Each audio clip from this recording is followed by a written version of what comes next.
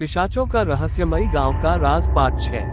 दोस्तों, कहानी सुनने में तभी मजा आएगा जब आप इस कहानी के सारे भाग सुनोगे, जिसका लिंक मैंने डिस्क्रिप्शन में डाला हुआ है। तो चलो कहानी शुरू करते हैं। भीमा खुद को शीशे में देखता है। खुद का ऐसा भयानक रूप देख वह आग बबूला हो जाता है। उसने आशा नहीं की थी कि वह कुछ इस तरह का हो जाएगा। गुस्से में वह मृणाली को जोर से धक्का मार देता है, जिससे वह दूर जा गिरती है। अब भीमा पर किसी का भी नियंत्रण नहीं था। उसको तो बस एक काम याद था, बदला। रात का समय, राजनगर के दरवाजे पर कुछ सैनिक मुख्य दरवाजे पर पहरेदारी कर रहे हैं। कुछ सैनिक राजनगर के दरवाजे से बाहर की तरफ पहरेदारी कर रहे हैं। राजनाथ सैनिक, अरे भाई, उस दासी मृणाली का कुछ पता चला?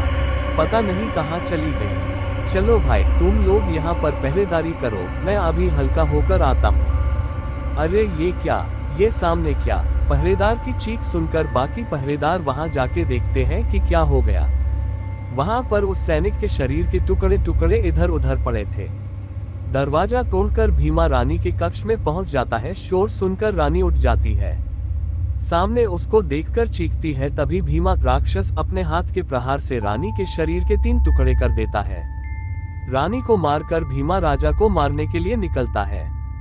ये देखकर सब डर जाते हैं और वहां से भागते हैं कि तभी पीछे से जोर की दहाड़ की आवाज आती है और देखते ही देखते सभी सैनिकों को भीमा राक्षस जान से मार डालता है और अपने हथौड़ा रूपी हाथ से दरवाजे के टुकड़े टुकड़े कर देता है। अब वह महल की ओर बढ़ता है। जो भी उसके रास्ते में आता है वह सबको मार डालता है। वह महल के दरवाजे पर पहुंच जाता है, जहां के पहरेदार पहले ही उसे देखकर भाग गए थे।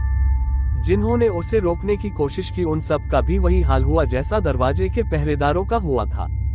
उधर सूर्योदय होने ही वाला था। टिल्ड भीमा राक्षस सूर्य की रोशनी में अस्तित्वहीन था।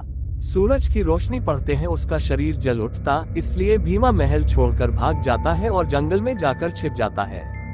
उधर महल में अफरा तफरी मची थी।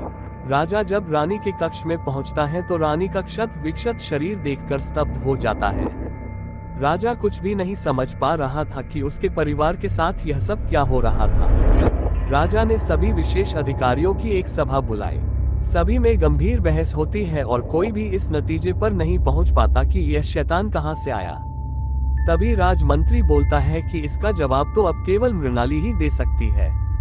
अभी तक आपने पढ़ा कि किस तरह अभिषेक और अमन पिशाचिन गांव में फंस चुके हैं और चौकीदार उन्हें उस शैतान की कहानी सुनाता है।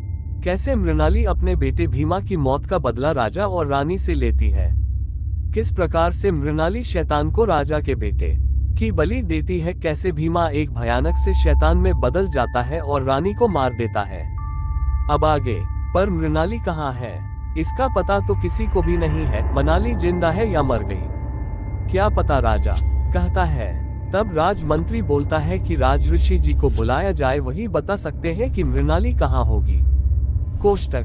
दोस्तों, जैसा कि आपने पिछले भाग में पढ़ा है कि किस प्रकार से मृणाली राजा के बेटे की बलि देती है। मृणाली ने किस प्रकार से छल का प्रयोग करके राजा के बेटे को पिशाच या शैतान का बेटा साबित कर दिया था और इस जाल में राजऋषि जी भी फंस गए थे।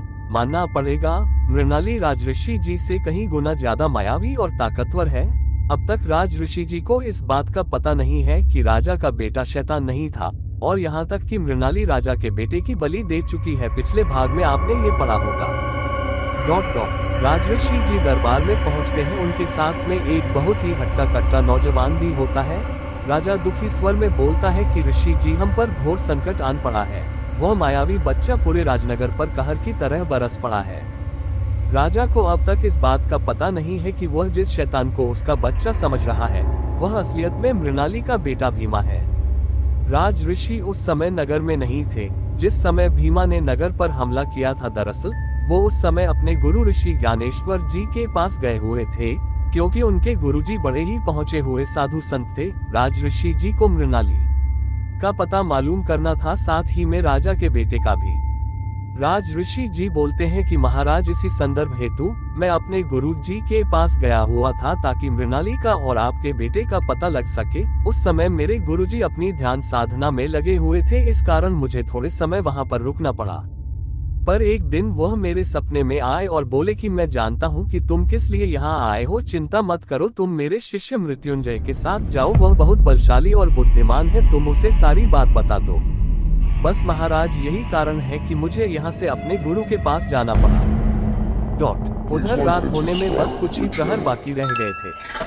सभी इस बात से परेशान हो गए क्योंकि रात होने वाली थी और रात में फिर वही मौत का खेल शुरू होगा। कहानी समाप्त। दोस्तों, कहानी में बहुत ट्विस्ट आने वाला है। इस कहानी के कई पार्ट है। कहानी अच्छी लगी हो तो प्लीज चैनल को सब्सक्राइब कर दो।